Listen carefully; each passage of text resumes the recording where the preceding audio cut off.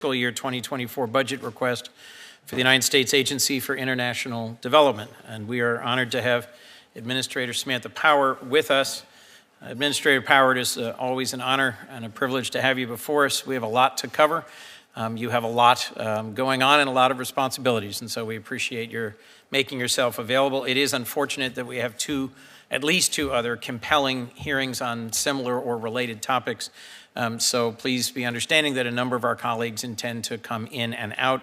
I am grateful. The Vice Chair of the full committee, my friend and colleague from Maine, Susan Collins, is serving as the ranking for this hearing and will help open the hearing. I know that the ranking member of the subcommittee, Senator Graham, will join us in just a few minutes. The FY24 request for this subcommittee's budget, including staff and programs of state, AID, MCC, DFC, other agencies, is in total $68.6 billion, $6.8 billion, or 11% above the FY23 enacted level, still not even 1 penny on the dollar of U.S. defense spending.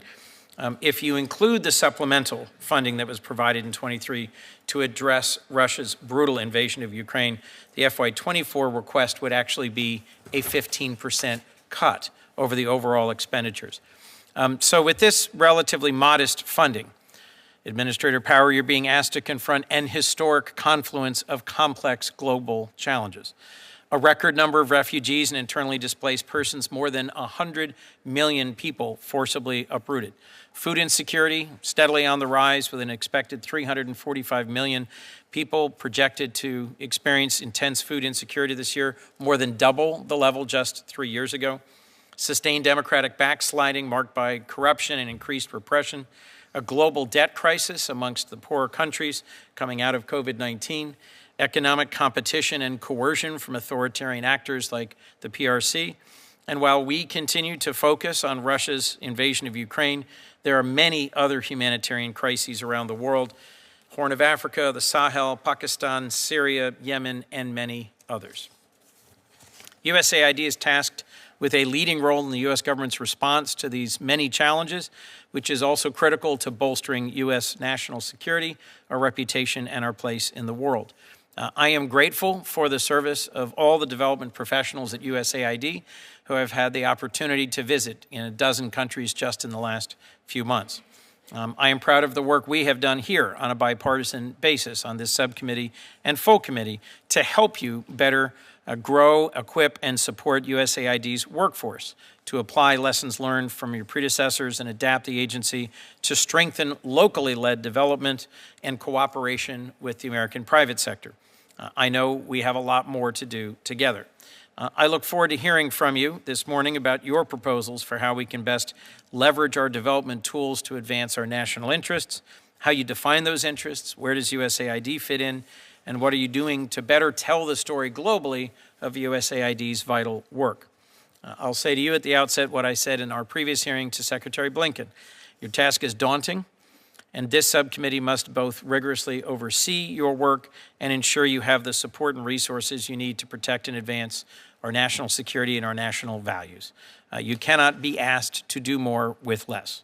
That's why I'm encouraged by the FY24 budget request for your agency and the rest of the state and foreign operations budget, as the challenges of our time demand bold investments.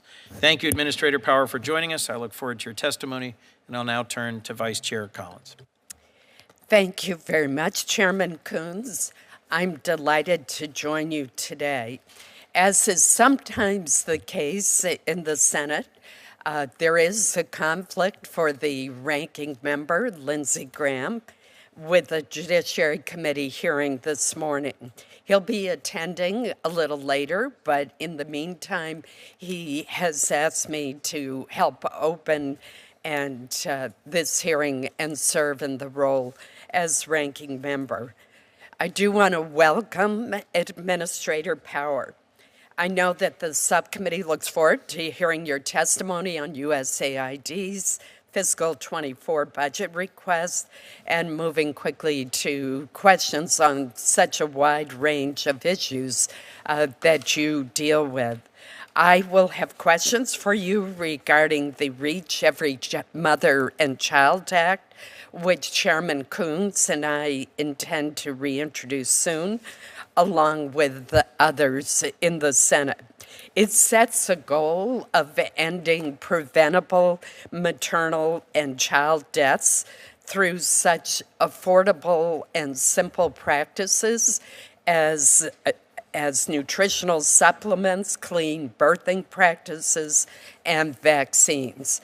I am also eager to hear your assessment of the situation for women and girls in Afghanistan, which I view as dire, and also your comments on recent steps the Afghan government has taken to exclude women from working in international aid programs and for NGOs. As I look at the situation in Afghanistan, it appears evident that we are on the verge of extreme food shortages, and we all know who will be most affected by that, and that is women and girls. I also think that there is a very interesting debate on the best way to help people around the world who are struggling with hunger. Is it to provide them with food, or is it to teach them how to grow their own food so that they can become more sustained in their needs and meeting their needs? So thank you again for being with us today, and I appreciate the chairman's leadership. Thank you, Vice Chair Collins. We just spent several days together thinking about, talking about, and debating the future of food assistance and humanitarian relief and how to make that more efficient. And the opportunity to work with Senator Collins on the REACH Act is something that I welcome. We now look forward to your testimony, Administrator, and then we'll move to a 5-minute round of questioning. Thank you so much, Chairman Coons. Thank you, Vice Chair Collins, for your leadership of the entire Appropriations Committee and for filling in here today. Look forward to seeing Ranking Member Graham and other members of the committee. But I know how important as well the other activities are that are going on here today. And this, in a way, it's a metaphor for the world, the state of the world. The subjects of the other hearings that are underway are very near and dear to my heart and that of the agency. Look, the challenge the world faces today is clear, that decades of development gains that have laid the foundation for an era of relative... Administrator, is your microphone on where several of us are noting you? Yes. Somehow, yes. The sound quality is not particularly strong. Maybe somebody could... You may need to lean in and actually talk right into the microphone. Okay. My apologies. Leaning in, duly. The development gains that have laid the foundation for an era of relative peace, stability, and prosperity are now at serious risk. During our lifetimes, the U.S. has played an absolutely critical role in accelerating tremendous progress in reducing extreme poverty, in fighting disease, in addressing hunger, in getting kids, especially girls, to school, and in fueling democracy's rise. But for now, at least, many of these trends have moved into reverse.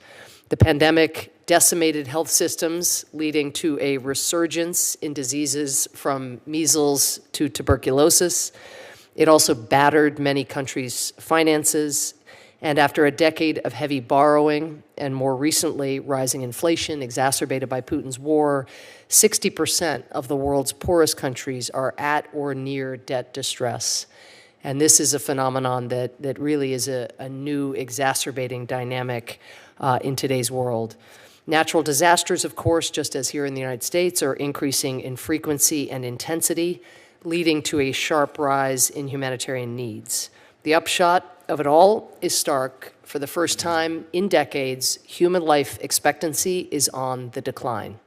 And again, that is a composite indicator of all of the crises that are interlocking. For the first time since the 1950s, life expectancy is going down globally.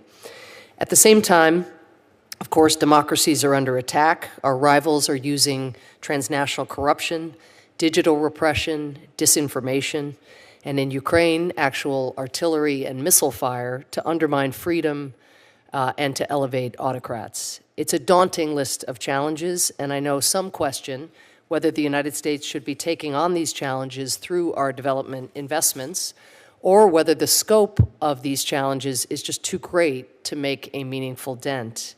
But the fact is, our national security hinges on this work. Deprivation and indignity abroad can fuel resource competition, political fragility, and extremism that endangers us here at home. Disease outbreaks, as we well know, can cross oceans, and recessions in foreign markets can threaten our own economic growth. If we don't lead efforts to take on these challenges, the People's Republic of China and Putin are ready to step in, whether through opaque loans on unfavorable terms or with mercenaries in tow.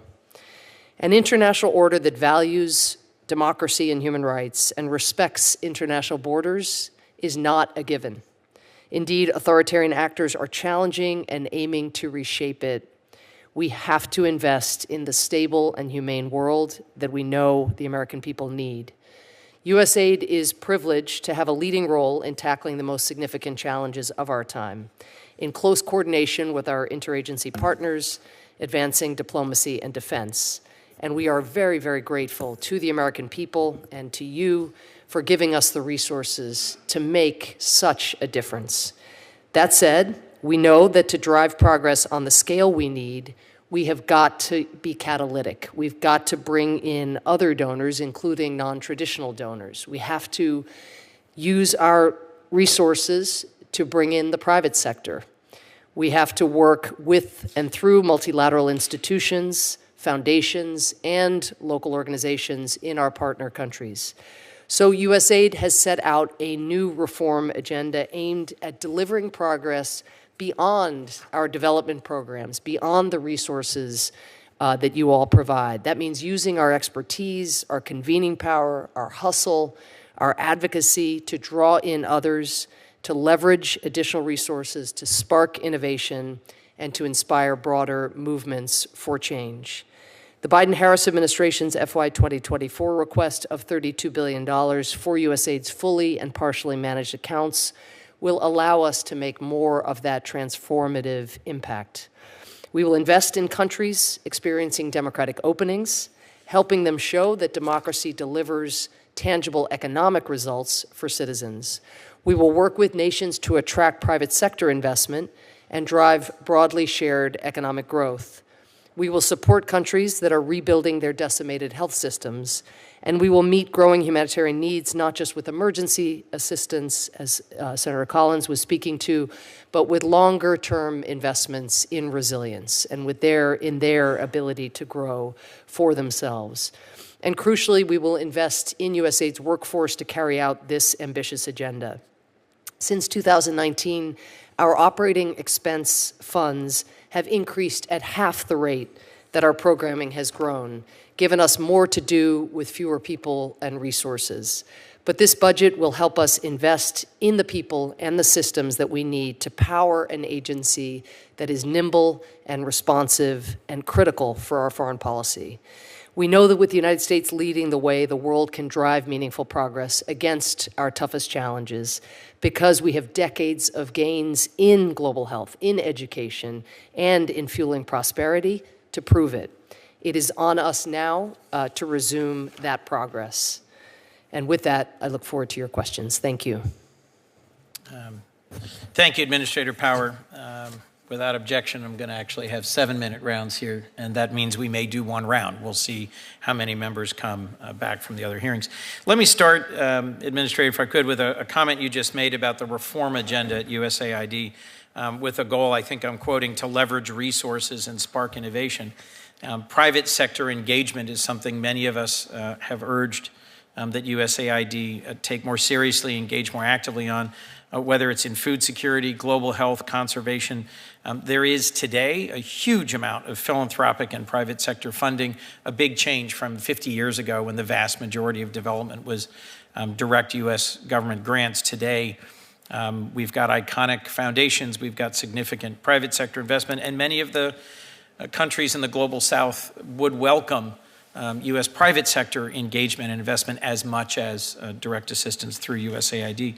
Something the ranking member and I are working on, the U.S. Foundation for International Conservation, would leverage and mobilize philanthropic and private sector investment.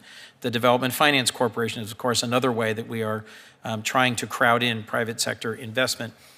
Your budget request includes some specific programs intended to enhance your engagement with the private sector, but I'd be interested in just sort of more broadly speaking. You're the vice chair of the DFC board. What more could we be doing to unlock the DFC and to use its leveraging power?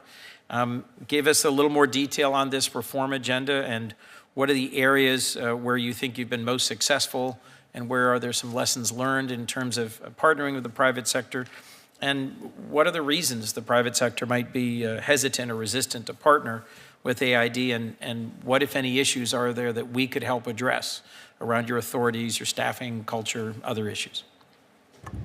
Thank you so much. Well, I think as you and I have discussed, there's probably the most substantial gap right now between what countries are asking for and what we provide is in the economic growth domain. And if you contrast, for example, the resources that we invest with the tremendously impactful PEPFAR program, where you're looking at billions of dollars every year, more than $6 billion, spread across a number of countries, again, doing enormous good. Contrast that with the fairly modest investments in economic growth and economic development. And every time you travel around, you hear from leaders, what do we want? We want to go from aid to trade. We want jobs, jobs, jobs for our burgeoning young populations and so forth. And I think there's, I don't want to speak for everybody, but I think there's a broad view, a broad embrace, broad support for investments in economic growth and economic investment in trade facilitation, in assistance right now for debt technical assistance as countries seek to restructure debt at very vulnerable times. So I don't sense a lot of opposition to this agenda, but because USAID now is more than 90% earmarked, it doesn't leave a lot of give for that kind of programming. And there's not the same constituency for economic growth, economic development, trade facilitation, banging down the door up here as there is for some of these other incredibly important programs that we have, like Feed the Future, like PEPFAR, et cetera. So I think that as we move to a progress beyond programs mindset, one that also looks to bring to USAID people who have experience either in the private sector or working with the private sector, as we seek to take advantage of being the vice chair of the board of the DFC, as we work with Treasury, for example, on MDB reform or evolution to try to get more out of those institutions to manage, for example, agricultural resilience, climate resilience, and the like, that USAID really needs to build out its capacity in this domain. And we've taken modest steps with your support. We created this year an EDGE fund, which is just $50 million. $50 million is a lot of money, but I think we could do a lot more in that space. And this is, EDGE is, the idea is that we, instead of looking to the private sector to do philanthropic or corporate social responsibility work, we are actually thinking, what is their comparative advantage? Are they in fact a bank that could provide microfinance to a young female smallholder farmer? Is it a tourism business that might go to a very underdeveloped area where indigenous people are living and where development gains are very far behind elsewhere in the country, but they're a little nervous that it won't be productive, so maybe USAID can work with that tourism operator to do the assessment to show that, in fact, that investment will be worthwhile. So modest infusions of resources in order to de-risk, in order to provide loan guarantees, in order to do assessments that private sector actors, where the barriers to entry may be ones that we can lower, in essence. So I think this is a really exciting area for us to go. It's also, again, probably the most aligned with what countries, where the United States' interest in advancing its standing as well as its stability and prosperity. It is what we are hearing the most about. Thank you. I'm about to run out of time, apparently, so I'm just going to pose a second question. We'll come back to it. I suspect others will be interested in the same topic. If what we hear in country after country is we welcome U.S. investment, we welcome U.S. companies, we want help transforming our economy, the agriculture sector is one that is particularly critical, particularly in Africa. There's a huge amount of potential for future growth, but in many countries, they are net food importers. You are requesting a significant amount again for humanitarian aid. There are hundreds of millions of people knocking on famine's door. I'm interested in talking at some point about Feed the Future and how we strengthen its resiliency and its ag system transformation capabilities, and in Food for Peace, which is going to be part of the Farm Bill. We have other folks who I suspect are also interested in the topic. But in general, I want us to, by the end of this hearing, have had a conversation about the future of Feed the Future. I'm going to defer now to my vice chair, the vice chair of the full committee, and my ranking for this hearing, Senator Collins. Thank you, Mr. Chairman. I want to return to the issue I mentioned in my opening statement about the fact that millions of lives are unnecessarily lost each year globally due to preventable maternal and child deaths. While progress has been made in reducing maternal mortality rates, recent data suggests that these improvements are slowing. In response, the chairman and I, in the last Congress, introduced the REACH Act, the Reach Every Mother and Child Act. We're going to be shortly reintroducing that bipartisan bill. It proposes critical reforms to increase the effectiveness and impact of USAID's maternal and child survival programs. It would require a clear, coordinated government-wide strategy for ending these preventable deaths and ensuring that USAID focus quickly on scaling up the highest impact evidence-based interventions. I mentioned three of those: clean birthing practices, vaccines, and nutritional supplements.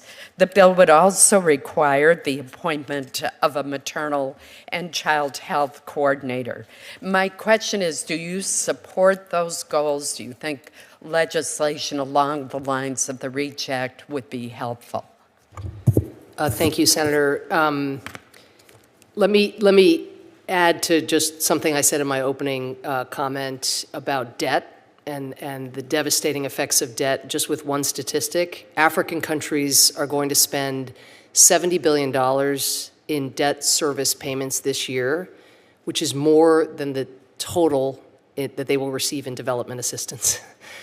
Why do I mention that in the context of your question? That is not a non sequitur.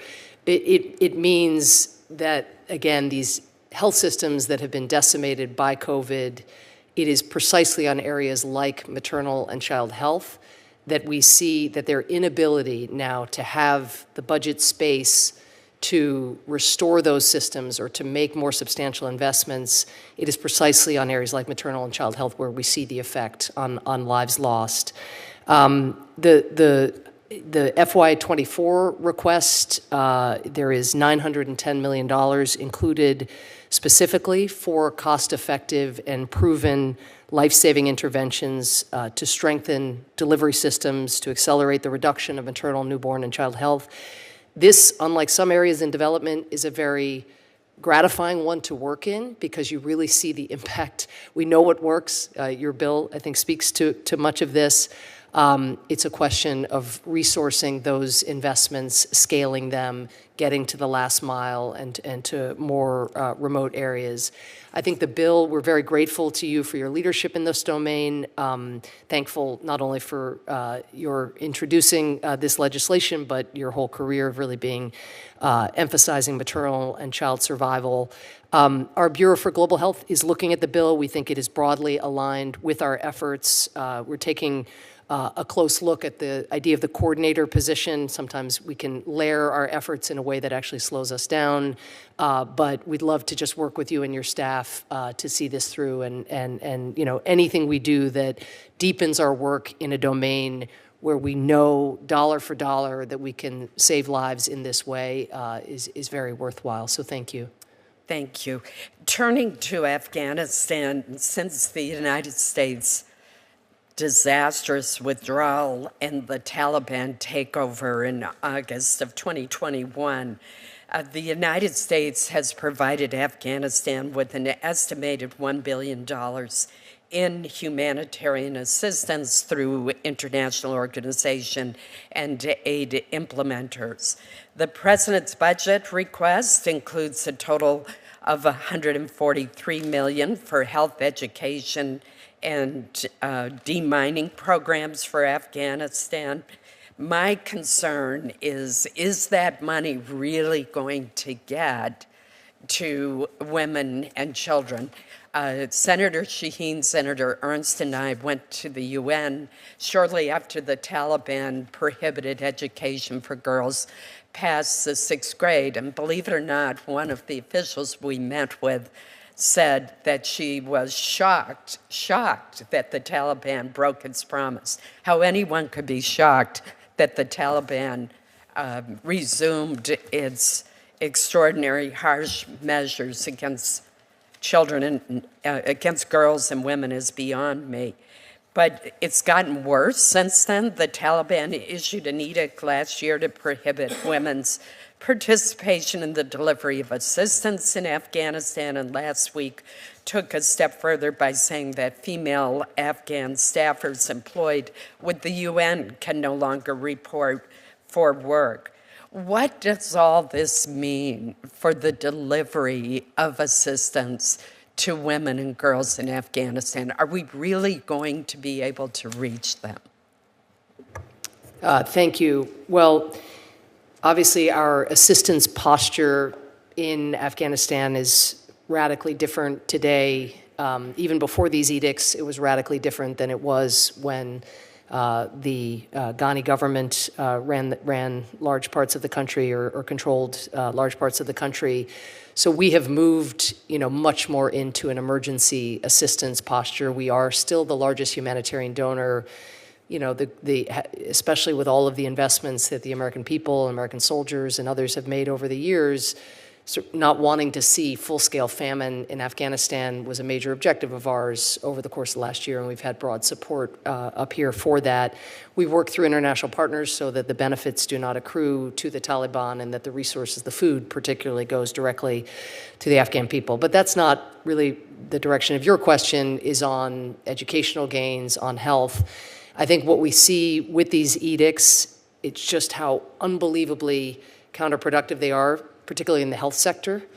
So many of the partners that USAID and the US government supports rely on women to be providing health services. That's actually required because of Taliban laws. And so when you then say females can't be health workers, what does that mean for health services altogether? So I will say this. We are in the health sector working where women are still able to serve their clientele. Enforcement and implementation of these edicts has been uneven across the country, so there are still provinces where we have been able to maintain our programs, but a number of our partners have suspended programs because, again, they don't work without women actually being able to perform those services. In the education area, it's even more tortured. But we are ramping up our online programs for girls who are not able to attend school in person, and I do think that can be a major growth area for USAID over time. Thank you. Thank you. Thank you, Vice Chair Collins. Senator Merkley. Thank you, and very much welcome to you, Administrator Power, and thank you for your assistance in lobbying for us to complete a trip to look at USAID programs in Vietnam and in Indonesia. The delegation had a powerful experience, and I'll ask a couple questions related to that. In Vietnam, we really wanted to reinforce support for the Leahy programs to heal the wounds of war. And in the President's budget, it has $197 million potentially to be used for remediation of dioxin. And this would really be the Bien Hoa base where there's a huge hot spot, and it's a massive, massive cleanup effort. And if anyone has seen the pictures of the mountains of barrels of Agent Orange and how they leaked into the land there, would understand the importance of this. And also when we have a program for children with disabilities that stem from dachshund effects, and it's a moral responsibility. It's a big program. But also later in the president's budget, it says that there will be $20 million for dachshund remediation. And it's a little confusing. Is the president's team planning to or proposing that we allocate $197 million, or proposing that we're allocating $20 million? I'd have to get back to you on those two line items in the Excel sheet, but certainly our investments are much more substantial than 20 million. I mean, given that the airbase that you and I both visited, the part that we have remediated is a very small part of what we intend to remediate. We're bringing in very heavy machinery. It's a multi-year effort, so I think it's the first number, but maybe it's a combination, but we'll get back to you. I really salute the administration's commitment to the 4 programs. One is the dachshund cleanup, one is the disabilities with children, a third is continuing the demining, and the fourth is the wartime accounting initiative, in which we bring the best data management and the best DNA analysis to help return martyrs to Vietnamese families. These 4 programs are so deeply valued in Vietnam, and they have created a foundation for a relationship where we work on many other economic missions and so forth. So, well done. It's exciting as someone who grew up during the Vietnam War to see the positive relationship that we now have with Vietnam, and hoping to build on that. I wanted to turn to in Indonesia. The palm oil plantations and the coal companies are engaging in pretty steady deforestation. The government doesn't really like to talk about that and tells us not to worry. But there is iconic species there, including our very close cousins, the orangutans. And they could be a powerful economic development instrument for Indonesia in terms of drawing the world to visit these amazing creatures and ensuring that they're saved. So I just want to encourage AID is trying to negotiate with the Indonesian government to secure more support for those programs. It's been a tough negotiation. I'm hoping that it can be completed. But I want to turn to a different piece, which is the USAID's climate strategy says it seeks to promote a safe and secure political environment for indigenous peoples, human rights, and environmental defenders. We have seen more and more environmental defenders slaughtered across the globe. 1,733 environmental defenders killed in the last decade. How do we actually weigh in a positive way to enhance the safety for environmental defenders? Thank you. And just on your first point about the orangutan in Indonesia, I mean, this is something USAID tries to do in every country. If we see and do a market analysis about tourism potential, particularly as a way of diversifying economies that are often dependent on particular commodities or resources or services, we leap. And I think that you've given a great example of that. I think we're working on the MOU with the ministry, I think that you all might have met with on your trip. It's not there yet. It's been a little bit bureaucratic and a little bit slower than it should be, given the opportunity and the need to conserve that population, but we are on it. On environmental defenders, couldn't agree more. The trend lines are devastating. I think as you see the environmental movement gain even more traction globally, and more people want to defend the land, want to conserve nature, that poses a threat to people who are often well-armed and well-resourced in their own right. All I can really say is that depending on the country, we sometimes have dedicated human rights defender funds under which environmental defenders would fall. So because sometimes it's not just physical threats, but also legal injunctions and so forth. Our diplomacy here is key. The work that INL does with court systems, often in partnership with USAID, is key. When you have judicial integrity, when you have legal systems that work, then that's when you actually see a deterrent to this kind of vigilante violence against people who are standing up for nature. But needless to say, again, the rule of law in so many of the countries in which we work lags far behind what it needs to be, and so those environmental defenders are taking their lives into their own hands in some cases, and there is not the punishment and the accountability that is needed for them to feel security in many countries in the work that they do. And that's also true in this hemisphere, obviously in Brazil, in Central America and beyond. I've submitted a request for this budget to include some dedicated funds for supporting folks who advocate for and support environmental defenders. We're just trying to understand better how to be most effective. I have a lot of other questions. It's a big, complicated world, and there's a million programs USAID is involved in. So I'll just use my remaining seconds to note on the orangutan front. The more you know about their behavior, the more you feel connected to them. They spent 8 years raising their children, which is an extraordinary in the world of animals. They have powerful mothering instincts. I remember the first time I saw an orangutan, it was leaning against a wall, looking up and holding its hand up and spotting its baby that was just learning to climb, and making sure that if the baby fell, she would catch it. And there's been just so many powerful stories about our cousins, the orangutans, and we cannot be the last generation that sees them having a real life in real force. And so I keep hoping we can work closely with Indonesia to seize that responsibility for the human race. And thank you for all the great work AID does. Thank you, Senator Merkley. Ranking Member Graham. Thank you. I think the best thing we do to help the orangutan is make sure they don't watch cable news. They'll change all of their instincts. So count me in for helping the orangutan. We'll pass that on to the research experts. Okay, good. Thank you. So how many people are receiving some form of food assistance due to food insecurity in the world? Do you know, Ms. Power?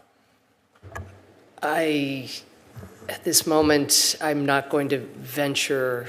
Well, I got the answer number. to that. Your staff is better than me. There are 345.2 million people that participate in some world food program because of food insecurity. That number has doubled since 2020. And I've got my friend from Kansas, and they know how to grow food in Kansas for sure. Senator Coons and myself are really wanting to get ahead of this problem. Do you believe the Global Fund has been effective for AIDS and malaria? It has been effective, sir. Okay. Would you be willing to entertain a public-private partnership akin to the Global Fund for food security, where we bring the best and brightest minds throughout the world to work with our government and hopefully others to increase production? This is not the WFP, but to have a more focused approach to increase food production in unstable regions.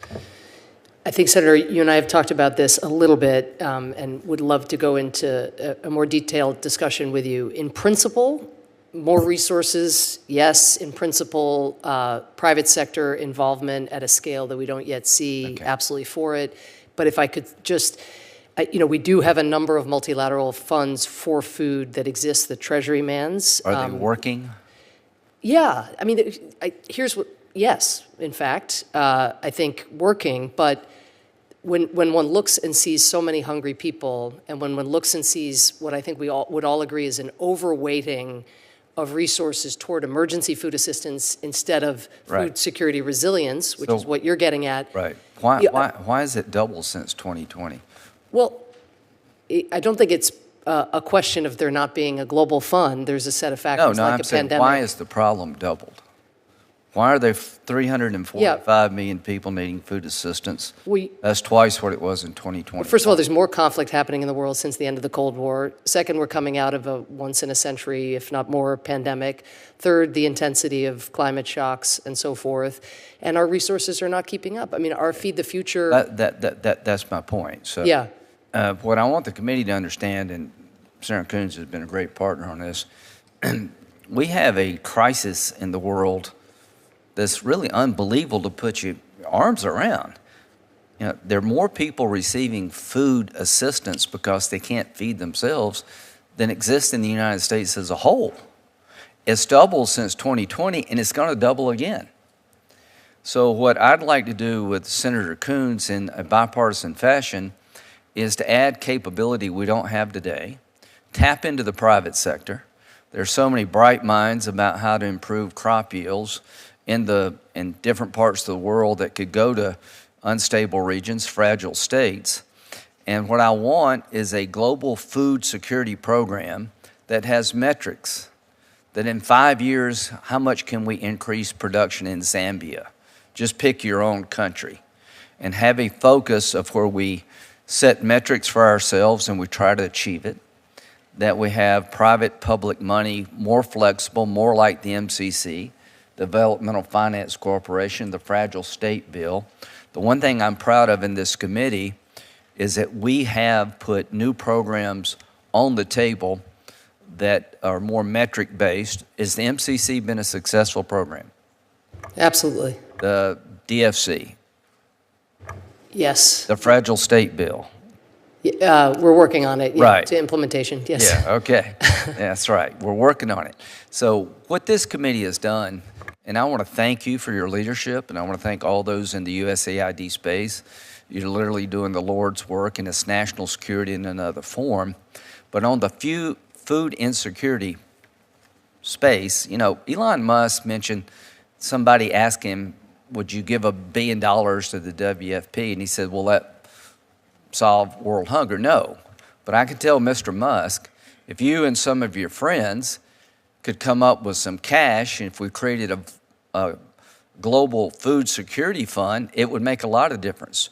We would get research over in Oxford and the universities, Kansas and South Carolina and Tennessee, and come up with an approach focused on the most vulnerable areas, particularly in Africa, set metrics, take private-public money, get partners throughout the world, and drive to better food production.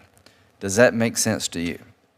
It does. If I may, though, make just a plea as well for bilateral programs. You see those on your travels in an age where the PRC is coming in and causing countries to incur It's not huge exclusive, debt. yes. But given that resources Yeah. do not seem to be expanding at the pace of food insecurity, except in the emergency area. Right. What you're talking about is much more fundamental and much more important in the long run, which is these investments in people's own ability to grow.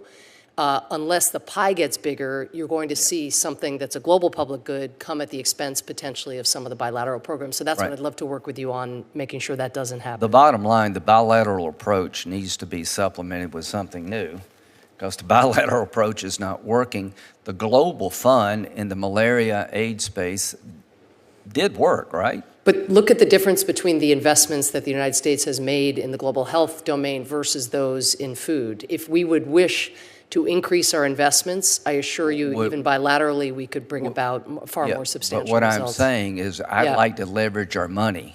Yes, I'm I'd for like leveraging the it global too. fund Yes. approach because it just wasn't all American dollars. Yes. It was the public sector and other countries. So what I want to do is I want to create a global food security fund modeled after the global fund so we can get other countries helping us help people who are literally starving. We can get the private sector more involved, not less involved, and we can get outcomes that we can measure. So, Mr. Chairman, no matter what happens the next election, who's in charge of this place, I want to try to get everybody on this committee working together, working with the Biden administration, and working with private sector organizations and academic institutions throughout the world to set the infrastructure this year, early next year, for a global food security fund, because if we don't do something, the $345 million can double in the next 4 or 5 years. Thank you. If I could just respond to the ranking member, I agree with you that we need to get ahead of this problem. We need to strengthen productivity in the agriculture sector, employment in the agriculture sector, in the countries you and I recently visited, in Niger and Cote d'Ivoire, in Botswana, South Africa, in Zambia in particular. We have real potential. Feed the Future, which has expanded from 12 to 20 countries, I think deserves a deep dive from us. There are other organizations, the FAO, the World Food Program, AGRA. I think Feed the Future and finding a way to create a fund that helps incentivize agricultural transformation of systems comparable to what we have accomplished through PEPFAR is well worth an additional meeting, conversation, or even hearing. We'll see. Thank you, Administrator. Senator Van Hollen. Thank you, Senator. Thank you, Mr. Chairman. Administrator Power, great to see you. And let me start by thanking you and your team, both in Washington and your team overseas, for all your good work. I know Senator Merkley mentioned to you our recent trip to Vietnam and Indonesia. Thank you for your trip not that long ago to Vietnam to reinforce our support for many of the war legacy programs that Senator Leahy championed when he served on this committee and in the Senate, including at Ben Hoa Air Fort, and I know you were there. One of the things that came up in our meetings in Indonesia was the fact that we're trying to finalize this report to help assist with our biodiversity efforts to prevent deforestation, which of course contributes to global climate change. And there was an agreement, as you know, which is being finalized. I know there's some issues on the Indonesian side. They did tell us that the agreement was also in your office awaiting your sign-off. So I just wanted to get an update from you as to where that was on our side with respect to your sign-off. Thank you. It is in my office awaiting my sign-off. That is my update, but I will, nothing like a trip to Capitol Hill to focus the mind. So I think that it's more working through with the Indonesians. I think there's some bureaucracy and some permissions on that side. I don't think that we are holding it back, but I will get on this and get back to you. Thank you. Right. It wasn't clear. There seemed to be a dance, and we just want to make sure that we're doing our part. So thank you for your efforts there. Let me also applaud you and the Biden administration for your help in providing human rights and other assistance to folks in the West Bank, in Gaza, under very, very difficult circumstances. I did want to ask you about a proposed law that's being discussed by the new very right-wing extreme government, including by some of the most extreme members of that government, which is to essentially apply a very big tax to contributions from foreign governments to NGOs. Obviously, some of the assistance that we provide flows through NGOs. I just want to quote to you from a Haaretz article as to the impact that it would have. I'm quoting Michael Sfard, who's a human rights lawyer, an Israeli there, saying, quote, "If this section passes, it will be a fatal blow to the human rights community in Israel," and points out that similar measures have been taken in other countries where the United States has been strongly critical of efforts of other countries to clamp down on these kind of NGOs that do work in civil society. Number one, are you aware of this pending proposal? And two, does it concern you? And if so, have you communicated your concerns? Thank you, Senator. I'd say a couple things. I mean, first, I think we've seen in recent weeks just the vibrancy of civil society. We've seen other things as well, very worrying developments, including a very significant uptick in violence. But NGOs are a critical part of the fabric of that part of the world. We have seen NGO laws, so-called, all around the world, and this is part of a broader phenomenon of not rule of law, but rule by law, and it can deter. It can make operating in a country financially prohibitive. NGOs in Israel have raised their concerns about what this would mean along the lines of what you've just described, and Ambassador Nides, I know, has engaged on this in Israel. So at this point, I don't have an update on the progress or the status of those laws, but we very much believe that a civil society able to operate is going to make for a healthier and more stable democracy over time. Well, as you know, the U.S. government, the Biden administration, has spoken out strongly when other countries attempt to pass laws that clamp down on civil society, including through NGOs. So I know Ambassador Nides is aware of this. Since a lot of our assistance flows through AID, I would just ask that you also communicate your concerns to our counterparts in the government of Israel. Can you do that? Yes, sir. I appreciate that. Now, let me ask you about, I know one of our long-term objectives and one of your personal objectives has been to make more of our assistance accessible, equitable, and responsive, including going to local partners. More and more effort to transfer assistance to those who are on the ground so that we can have a sustainable effort, so that at some point in time, obviously we don't want AID to having to be, continuing funding the same programs over and over. We want to build capacity of local partners. And I know that you have set a goal of 25% of USAID's funding going to local partners by 2025. I know it's an ambitious goal. I think in fiscal year 2021, it was 7%, that's the baseline. So either now or in follow-up, if you could just provide us with a update on how we're doing in achieving your goal. Thank you. I know we don't have a lot of time. I'd say we are this year going to be at 10.2%. That's a very small number compared to the 99.8% on the other side. Let me not do the math. But it's 90%. But it is a 38% increase in investments in local organizations. You might say, why can't we just turn a switch and change the way we do things? Working with USAID is hard. Compliance with some of the requirements that come from here, that come from our own desire to stamp out and ensure we don't have fraud, waste, or abuse requires lawyers, it requires infrastructure, sometimes accounting firms. Contracts can run 100, 150 pages long.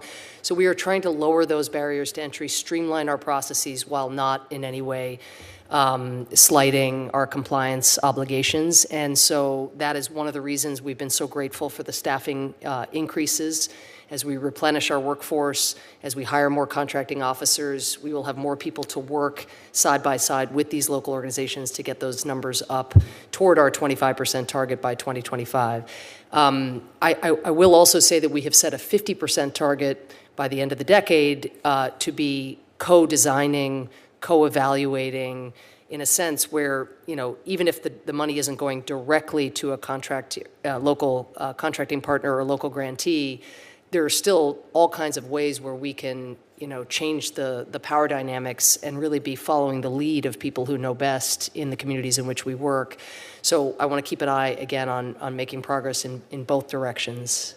Okay. Thank you. Thank you. Thank you, Senator Van Hollen. Administrator, at some point I am going to slip up to the PEPFAR hearing, that being such a significant part of the work that we do together, but I will return for the rest of this. If I can, Senator Moran. Chairman, thank you. Administrator, thank you for your presence this morning.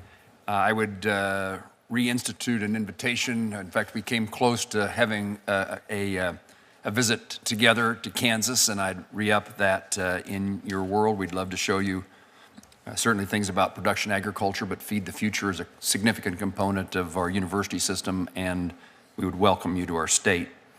I want to highlight just a couple of things and then ask a question. You indicated the importance in the conversation with Senator Graham about bilateral, and you also mentioned in your testimony about the desire of many countries to have a trade agreement or trade relationship with us. I would encourage you within the Biden administration to encourage the Biden administration to be interested in trade agreements with countries. And we are not negotiating around the globe. And that long-term relationship in an economic trading circumstance has significant value, and value beyond food aid, and in some ways value beyond sustainability within that country. So just an opportunity for me to use this moment to highlight, perhaps to my colleagues, but to whoever is listening, that we need to negotiate around the globe for agreements to trade with countries, and even in a bilateral, if not a multilateral fashion. prior to the Russian invasion of Ukraine, Ukraine, of course, was a key supplier and met many of the needs, particularly in Africa and Asia, in food supply. I wanted to check in with you and find out what you could tell me about the Black Sea Grain Initiative and what its status is. Is Russia abiding by it? Is Turkey helpful? What's the United States doing?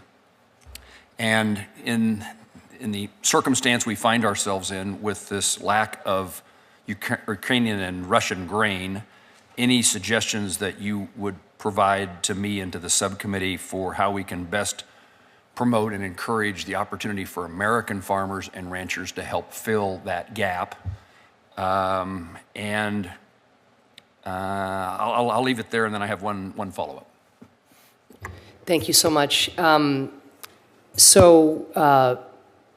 First, let me say that on your first comment, that USAID is very active, notwithstanding maybe the absence of a free trade agreement.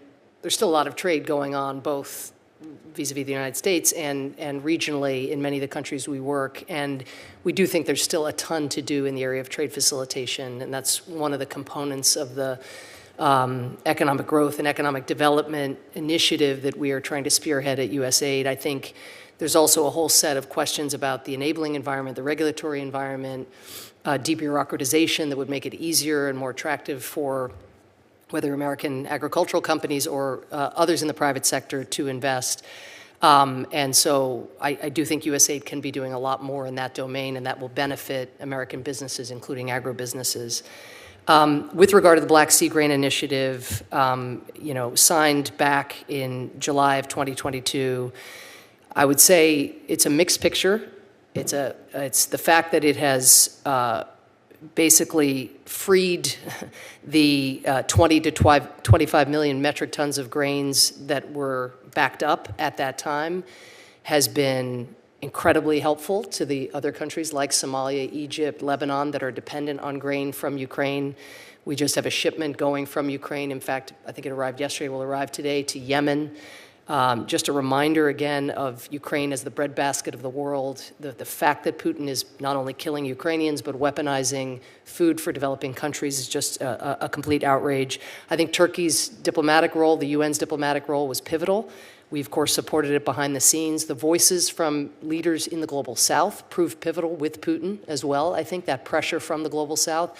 And you now see, as you probably know better than anybody, cereal prices down, I think, for the 15th straight month, and that there are many factors to that, but certainly getting more grain on the open market is going to be better for food inflation writ large. Right now, Russia is saying that it only agreed to a 60-day extension. They're saying that publicly. We are hopeful that the agreement will proceed as it is meant to. There really should be an infinite extension. This should not be time-bound. This is about food that needs to get to hungry people all around the world.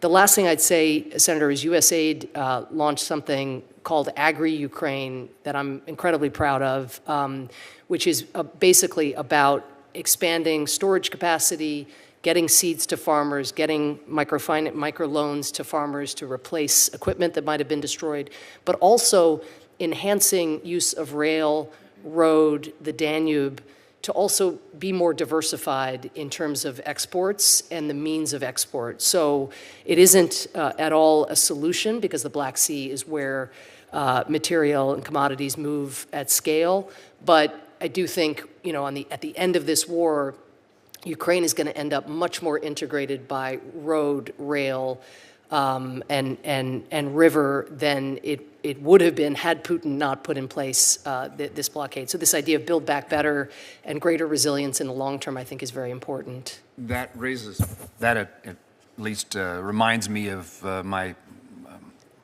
most recent visit to Poland to take a look at Ukraine, and the Ukrainian plea was for support of infrastructure to get grain moving in other directions, as you, I think, are describing. And secondly, the need for diesel fuel to get their equipment to be able to operate to plant and to harvest. And I don't know whether USAID is involved in assisting in the actual production and harvesting of crops in Ukraine, but you're shaking your head yes, and it's encouraging. The final point I'd make is we have a new ambassador, Ambassador McCain, to the World Food Program. We wish Ambassador Beasley well, who I think did an exceptionally fine and wonderful job. He's a great human being. Is there anything that is changing in the relationship between USAID and the World Food Program as a result of the change of leadership? USAID is WFP's largest funder, thanks to you. I've already been in touch with Cindy last week and will again this week. Tragically, 3 WFP aid workers were murdered in Sudan with the latest outbreak of violence. And we look forward to having just the kind of relationship we had with Ambassador McCain as we did with Executive Director Beasley. I don't think we can say enough about the job that he did. Senator Graham mentioned the doubling of hungry people just in the last couple years. Well, this Congress stepped up heroically with these Ukraine supplementals and with the flexibility in those supplementals to be able to reach people in sub-Saharan Africa. Anybody who was indirectly affected by the Ukraine war, we were able to use some of those supplemental resources to reach. And I just, will remain permanently grateful forevermore to David Beasley for the relationships he built up here, the advocacy and the partnership that we had, and we expect it to be just as strong with Ambassador McCain. Thank you. We share that view of Ambassador Beasley, and we hope that's exactly the same with Ambassador. Should be, yeah. Thank you very much. Thank you, sir. Thank you, Senator Moran, and I'll join those comments. I just had a chance to be with David Beasley along with the vice chair, the group of us who spent a week last week looking at food security. This is a daunting prospect this year. Humanitarian relief, sustaining it is going to be challenging, and then improving food systems to meet this need. So I look forward to working with you, Senator Moran. Related and not lengthy is the drought situation across the grain-producing portions of the United States of America. Mm-hmm. We have tremendous challenges. Farmer yesterday in the office, 1/10 of 1 inch of rain in the last 223 days. Wow. And it's not just isolated, it's broad, and it has another consequence to our ability to feed the world. We do have real challenges. Look forward to working with you on it. Senator Schatz, and I will return after going to the PEPFAR hearing. Thank you, Chair Coons. Administrator Power, thank you for being here. Thank you for your good work. I'm glad to see more foreign assistance invested in the Pacific Islands, and look forward to hearing about the work that you plan to do with a larger program budget and more U.S. government facilities in the region. But I do notice that the administration's roughly $80 million fiscal year 24 request for the Pacific Islands is far short of the appropriated amount from fiscal year 23. Why did you request so much less than we appropriated in the last fiscal year?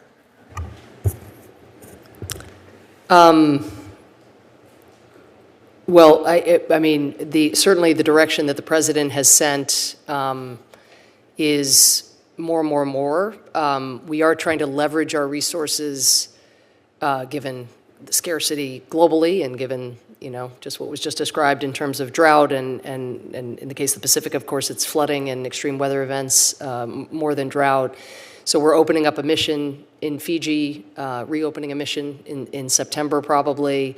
We're surging our staff presence in Papua New Guinea, and we have programs like the Climate Ready program, which basically allows us to help those countries apply, for example, for Green Climate Fund money, work with the DFC and the MDBs and others.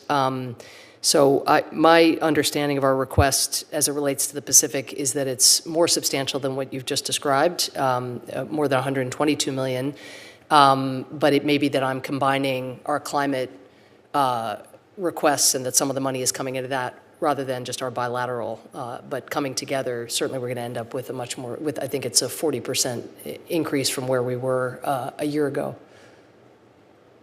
So is it 80 or is it 120? I'll have to get back to you. I'm not familiar with that number, but it may be, again, that we're amalgamating our climate and as you know, I'm all for climate spending, yeah. But helping people to apply for other money is a little bit different. I guess the question I have is this just a question of finite resources available for a very challenging program, or are there problems with the ability of our Pacific Island friends and neighbors to expend the money responsibly? Is that the issue? As you know, we work through implementing partners in the countries in which we work. So partly it's that you can't go from 0 to 60 or from 30 to 120 overnight. But we also we're building the staff on the ground. A lot of the Pacific Island countries, USA doesn't have any presence at all, so we have to hire local staff, foreign service nationals at the very least, which we're in the process of doing. We manage all these programs right now out of the Philippines. So some of it is that it's not going to be The throughput capacity problem. Yes, the human capacity. But I wouldn't diminish the climate-ready approach, because I think that's why we're working with Australia, New Zealand, Japan, other countries that are also surging investments, because if we can build out the capacity of the governments themselves, there are resources at scale available. There are private sector partnerships available, but without that staffing capacity, that human capacity, that ability to put forward a bankable project or a bankable deal, these countries are not going to be able to compete. Sure. So I actually think that program is very important. Let me move to telehealth, and I have a rather complicated question, but I'm going to simplify it for you. What's going on with telehealth? You and I have had multiple conversations about telehealth. There's not a mention of it in your budget testimony, which I'm not trying to gotcha you here. Yeah. But I'd like to be reassured that we're moving forward, and I'm deeply sympathetic to the idea that you wake up every morning and telehealth sounds like a longer lead time item, a less urgent item than the 350 odd million people who are experiencing food insecurity. So I get that. However, we've seen a revolution in telehealth that really does leverage the federal taxpayer dollar as well as private sector resources, and it seems to me in far-flung places, you can really provide high-quality care for a lower cost if we make the investment, and it's sort of never the right time to do these investments because there's always something more urgent on deck. So can you just sort of tell me where we are with telehealth and how you sort out the immediate and urgent versus the long-term, and sort of theoretically smart thing to do, but given your day-to-day, it's sort of, it may get pushed off your calendar every week. Thank you. I think the last time we had an exchange on this, I pivoted a little bit to talking about health workers and investments in health workers, and that seemed unresponsive, I gather. But part of what is true about USAID's work in the global health area is that by virtue of earmarks, we are disease-based, by and large, in our orientation. That is, we have our PEPFAR allocation, we have our HIV/AIDS allocation, we have our TB allocation, we have our malaria allocation, we have our global health security. Mercifully, that has gone up in terms of pandemic preparedness. So what we need to do is we need to integrate attention to telehealth across these kinds of programs, and that is what Atul Gawande, again, where appropriate, who's our global health leader at USAID, is working to do.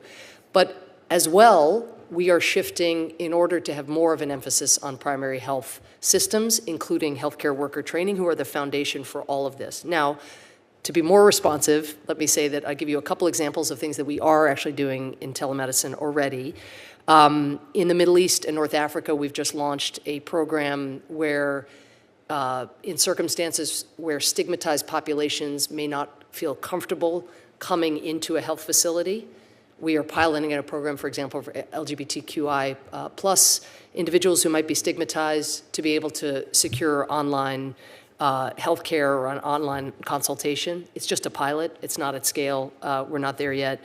Second, in order to do digital health, a lot of the areas we work are super remote, don't have 5G, don't have the, everyone has a smartphone or a cell phone at the very least, but we also have what's called USAID's Digital Health Vision, which is creating digital health enabling environments that are kind of a precursor for being in a position to actually have health workers care for patients, or at least consult with patients online. So I hope next time I see you at a hearing that I'll have more to report. But I think mainstreaming this through our what amounts to, again, highly earmarked, disease-based, very important, life-saving programming is where we need to take this next. Yeah, I understand. This is hard. But the one thing I would add for the people who run these various programs is they don't actually have to invent or curate something brand new. Now, telehealth is all across the country, all across the planet. Hospital systems are doing it, healthcare systems are doing it. And so they don't need to invent anything at all. They just need to adopt what is already occurring. And systems and software and training already exists for telehealth. So it's no longer a mystery on how to integrate it into an existing program. And that's what we're going to need to do. Thank you. Senator Haggerty. Thank you, Senator Schatz, and welcome, Ambassador. It's good to see you again. A couple of points to cover with you today, Ambassador Power. First, I'd like to just start out with a point of concern that I have regarding USAID funding to Palestinian organizations that foment hate, that celebrate terrorism. And I'd like to come back to a GAO report that in March 2021 found significant gaps in USAID's counterterrorism vetting of Palestinian groups. USAID agreed with the report's recommendation and agreed to address the shortcomings there. I just wanted to ask you what steps you've taken to implement the GAO's recommendations to ensure that USAID funds don't go to support the activity of Palestinian terrorist groups or anti-Semitic organizations. Thank you. Well, we take very seriously our stewardship of taxpayer resources and the generous allocations that you all have made to USAID. We have very elaborate vetting systems in place, including working with an FBI-run terrorism center to run through all the databases to make sure no connection between the organizations that we're considering funding and terrorism or terrorists. I think if you have something specific in mind, which it sounds like you might, happy to talk about it specifically. In terms of additional measures put in place, we now, as you know, USAID often works through a contractor and then a subcontractor, and sometimes there's a sub to the sub. In this region, we also run our subs to the subs, through this third layer of verification to make sure, again, no extremist or terrorist affiliation. I do think we can do better. I've got a couple of examples I'd like to share with you, and perhaps we can get them addressed. USAID has awarded a grant to a Palestinian group whose leaders have attended an anniversary event celebrating the founding of a terrorist group. USAID has awarded a grant to a Palestinian group whose leaders praised the murderer of a U.S. military attaché, called that murderer a hero fighter. We're funding them. USAID has awarded a grant to a Palestinian group whose board members have publicly lauded convicted terrorists as heroes and applauded the missile attacks on Israel by Hamas. Again, these are areas where I can't imagine you'd be supportive of it, but I hope that we can take a deeper dive and a more critical look. Let me just get on the record in condemning and deploring comments and actions like that in the strongest terms. And if you, again, could come back to us and we could talk about this in detail, I can describe our system in detail, walk you through the process, and then we can talk about those specific organizations and what might be afoot. It's the vetting process that I'm concerned about. I feel like the vetting process remains seriously flawed. A couple of other activities that November 2022, USAID announced a $78,000 grant to a Palestinian activist group. It's called the Community Development and Continuing Education Institute. Their leaders have done all the things that we talked about just a moment ago. Terrorist glorification of USAID-funded Palestinian institutions at schools and other organizations, it's happening and it needs to come to an end. And I appreciate your focus on that. Specifically, Section 7039 sub B of the annual SFOP's Appropriations Law mandates that USAID take appropriate steps to ensure that foreign assistance is not provided to any individual or entity that has a principal officer who's advocated for terrorism. So it's happening, and I think there are opportunities to do better here. And let's turn now to the broader approach that AID takes to development. In my view, I think we really need to talk about getting back to basics. I've traveled and visited with leaders in developing countries. They're struggling significantly right now to overcome the impact of the COVID-19 shutdowns. Their economies are struggling. Crime is through the roof in many of these countries. They're seriously challenged. And as I ask myself, what are we doing to alleviate global poverty, particularly in these situations? What are we doing to put these countries on a pathway to some sort of sustainable economic growth? I see a real disconnect between what I feel like these countries need and what we're doing. And what I'd like to refer to is this climate strategy program that has been put out by USAID. It seems to be matters that are focused on issues that are not the priorities of these countries. I think about the best and highest use of our taxpayer dollars to help these countries where they are today. And I find myself really scratching my head about what this document calls for. We specifically have included in this document using U.S. taxpayers to address, I'm going to use a few quotes here, the growing importance of young people suffering from eco-anxiety. And I just wonder if you support using U.S. taxpayer funds to alleviate climate anxiety among foreign children activists. Well, first let me say that I'm not sure if you were here when I had with Chairman Coons an exchange about the demand signal we get from other countries around economic growth and economic development, including agricultural development, which you and I have talked about in the past. Mm-hmm. That and climate adaptation resourcing are the two number one and number two asks, often in competition with each other and often related, since economies around the world are being so threatened and in some cases decimated, including agricultural economies, by extreme weather event along the lines of what Senator Moran was talking about here in the United States. Climate anxiety by children, though? I mean, I'm we're not talking about, first of all, the balance of our resources goes, for example, to help health clinics get electrified in places where they're getting to leapfrog other forms of energy. We're talking about, again, adaptation, climate adaptation, seeds that are drought resistant, drip irrigation systems that can work in light of. So the lion's share of our funding, again, is going to help countries adapt, and the demand signals are coming from them.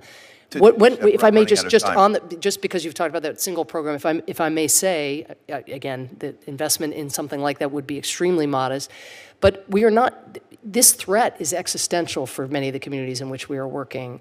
So it actually is the case that when pastoralists can no longer raise livestock, we are seeing massive spikes in suicide, if you can believe it. In those families, in the Horn of Africa, 9 million livestock have died. What do those pastoralists do who've been doing that for generations? Focus on how we help the pastoralists directly rather than try to provide some psychiatric Well, we also don't want them to commit suicide in the meantime. Absolutely, we don't right? want to see that. So but focus on the actually basics. Working with communities who are suffering life and death consequences of climate change, it matters to us in the same way that life and death food insecurity matters to us. Children anxiety programs over climate anxiety, I just don't get the connection between the basic fundamental platform. The bottom part of Maslow's hierarchy of needs is trying to be addressed here. That's what we should be focused on. We are very active at the bottom as well. Taxpayer funds be on providing programs like this. And when we have a void, China steps in to fill that void, Ambassador. We need to be in the game. We need to be looking at the basic needs. That's what I'm encouraging you to do. Understood. Thank you. Thank you, Administrator Power. Senator Shaheen. Thank you, Administrator. So nice to have you here. Thank you for what you and everyone at USAID does on a daily basis to help people around the world. I just returned from a trip with a number of other senators to Panama, Colombia, Argentina, and Brazil. One of the things we were trying to assess is the Chinese influence in that region. We heard a lot of concerns in Panama, particularly about migrants and the Darien Gap, in Colombia about refugees from Venezuela. But can you speak to how what USAID does helps to counter that Chinese influence in the region? And do you have any specific examples in those 4 countries that you think we should particularly be aware of? Thank you. Well, let me say that as is happening in many parts of the world, there is a fair amount of buyer's remorse that is growing as well in our own hemisphere. I'm sure you did hear that. And there's actually a barometer survey, a Latin American survey, that shows that trust, in fact, in the PRC has dropped 20% in the last decade and is below 38% last year.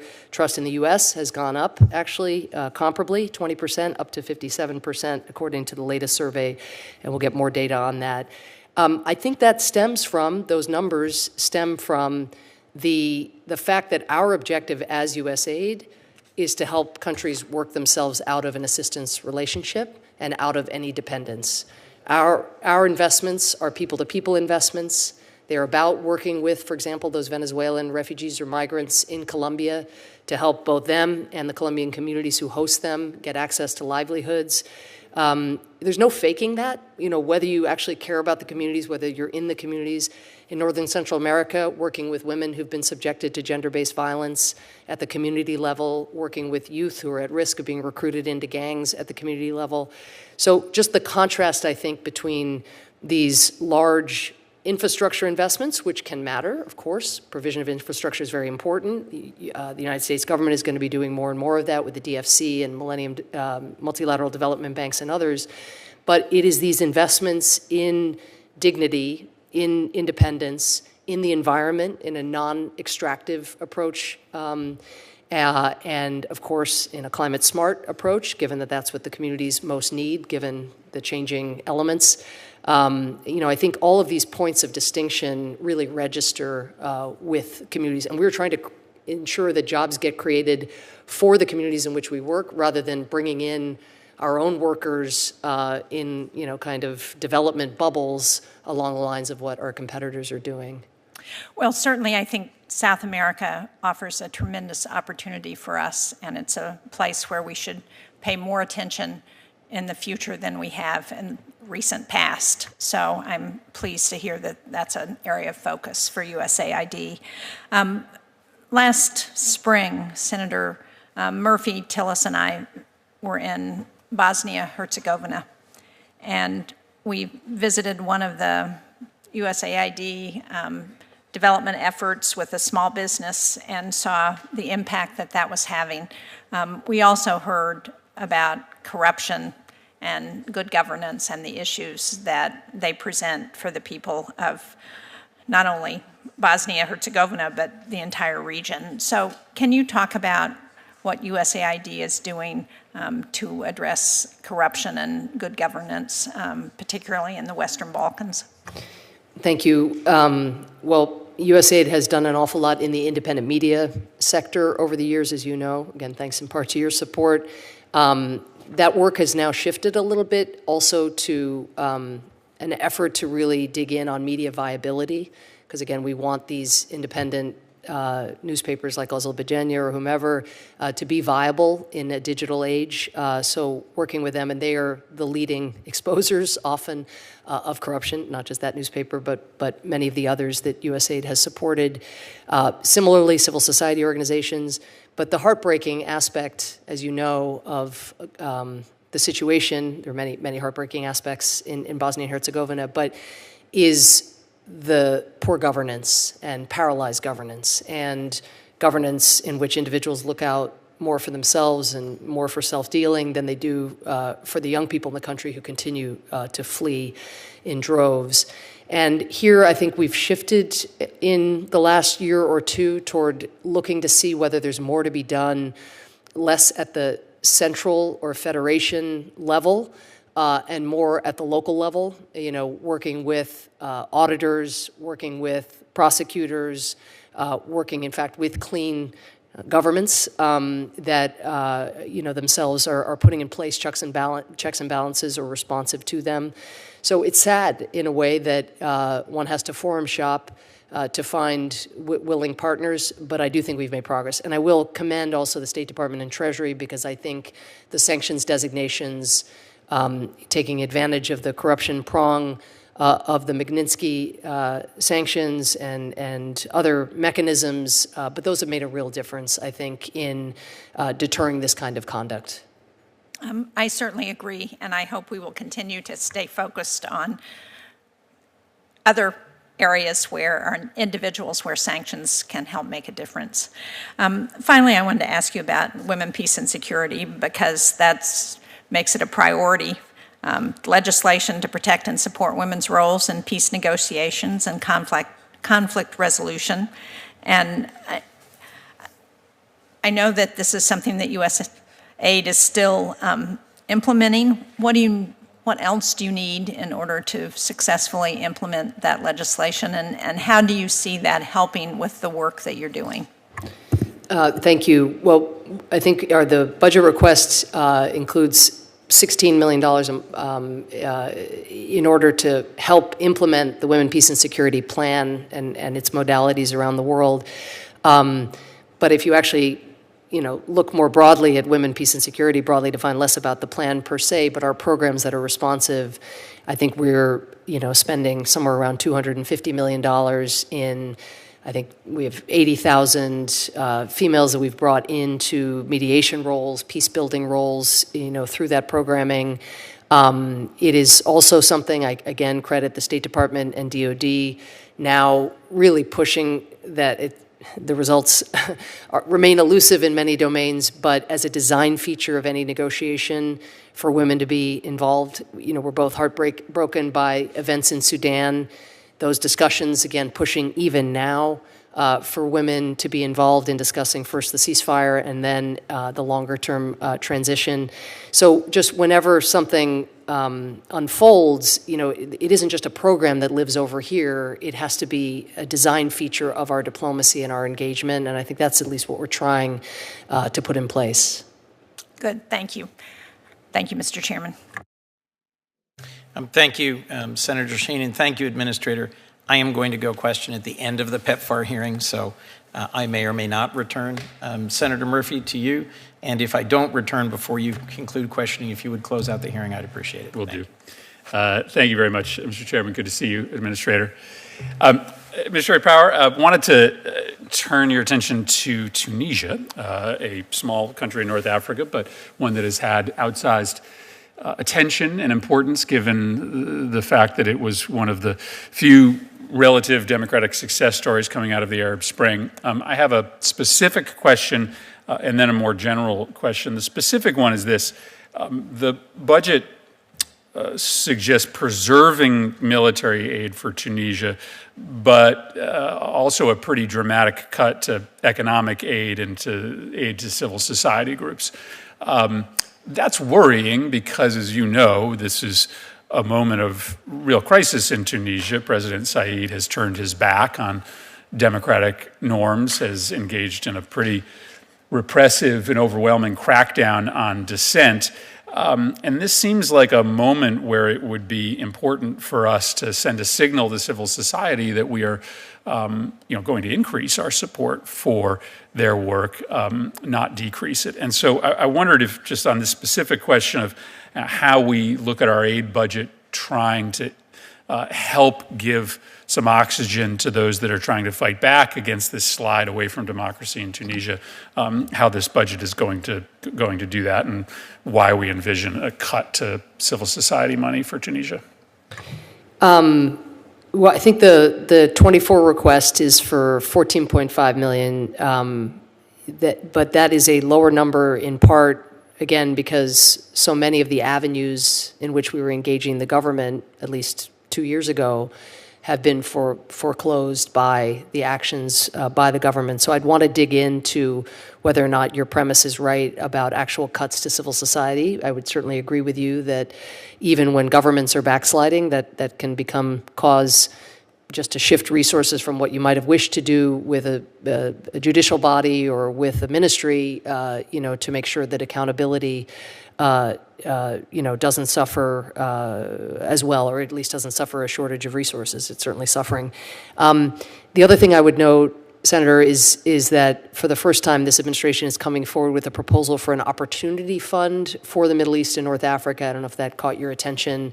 I think it's a $90 million fund. And the idea there is to be more opportunistic. Again, we don't see right now the likelihood of a democratic opening or a reverse of the backsliding in Tunisia, but if that were to happen, to be in a position to draw from that fund to meet the moment, whether through support for civil society or for the government. But let me get back to you on the specifics of what the cut from the $22.5 million FY22 level to a $14.5 million request, sort of what the modalities of that would be. Yeah, listen, I worry that, I think you are right, some of it is driven by a lack of avenue. You've got a Minister of Interior who, is working hand in hand with Said's crackdown. But I worry that this is kind of an excuse to not get thoughtful and creative about how to find avenues to support civil society, and look forward to hearing back. Here's my more general question.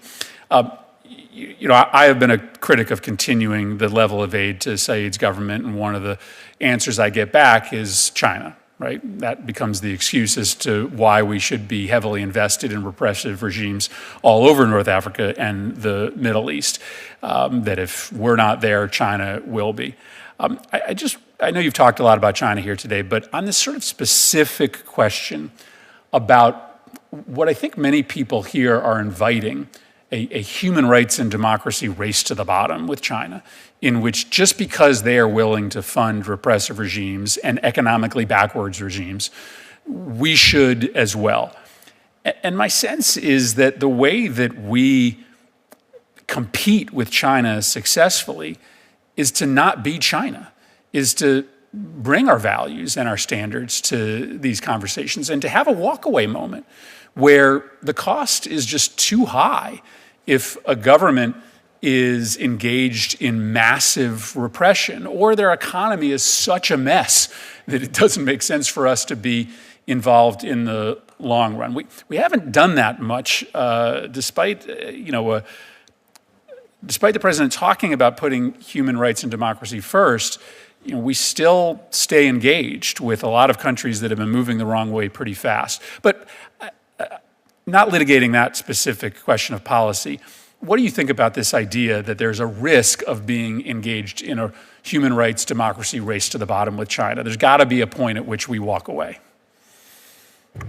Well, let me just take that question, if I could, from my vantage point as administrator of USAID, where we have significantly increased our investments in democracy and human rights, where I very much agree with you that those investments, that support, including by voice, but also by programming, is a key distinguishing feature. The PRC does government to government this and that. PRC brings its own workers in to make substantial investments. The debt distress that so many countries are suffering comes about in part because they're so busy servicing debt and don't have an ability to invest those revenue in the livelihoods of their citizens, the lives of their citizens. Well, we are, under President Biden, very significantly expanding those investments in these distinguishing features. Our attention to marginalized people, our attention to indigenous communities, our attention to LGBTQI individuals who are being persecuted across sub-Saharan Africa and the Middle East and beyond. So, I actually think that governments are seeing across the board much more substantial investments, not only than the previous administration, which may not be unexpected, but even than the Obama administration. I think the years of underinvestment in those groups that are holding governments accountable, we are trying to make up for lost time. That 17 years of democratic backsliding occurred, without an effort to really buck, or halt the momentum that the autocrats and others were having. I will say, putting to one side the walk away aspect of your question, if I may, we're doing a lot of business with a lot of countries. There are places where there is democratic backsliding, where we are dramatically expanding our civil society programming resources, but we are also urgently working with them to curb emissions at the same time. And so, for USAID, even in a place like Afghanistan, where the Taliban is doing, 1 week just something just more monstrous than the thing that was done before and more self-defeating from the standpoint of the economy of the country, even there, we're not walking away because we want to help citizens meet basic needs. We want to support girls through online learning if we can't reach them in the classroom like we were able to do a couple years ago. So, it is this question of walking away versus engaging and continuing to be in the scrum, to even in governments that are repressive, to find reformist elements who want to liberalize. Maybe they want to liberalize aspects of the economy and not yet liberalize independent, press freedom. But sometimes, history shows that you get a foothold in there, you open things up, the private sector comes in, and that can, create openings that might not have existed otherwise. So I think on a case-by-case basis, one can discuss, again, whether taking our marbles and going home is the right strategy. But I find that there's a real hunger right now for the American alternative, and that includes support for civil society, raising our voice for those who are being repressed, raising our voice for marginalized populations, and to lose that aspect of our foreign policy really would be to lose a comparative advantage. Yeah, I don't know that I disagree with any of that. I think often the rationale for our continued economic and security assistance, and maybe I'm talking to the wrong person about security assistance, is often connected to our need to have a foothold inside these countries to compete with China. It's not always connected to our efforts to lift up democracy and human rights. And that's why Tunisia, for me, is an interesting example, a place where we've continued the same level of military assistance, despite the fact that the military is engaged in this crackdown, and we're cutting aid that arguably is channeled through to civil society. And my guess is the reason we've done that is to try to have some influence with the Tunisian regime because China's knocking at the door, and the way we get that influence is through economic aid and military aid that the government has a role in. That troubles me side by side with these reductions in support for civil society, but I will look forward to continuing the conversation. All right, man, I've got more questions, but I'm going to stay on time given that I'm already over, and I'm going to do my duty and close out the hearing. So thank you very much, Administrator Power, for joining us. We're going to keep the hearing record open for written questions until 5 p.m. On Wednesday, April 26th. And with that, this hearing is adjourned. Thank you.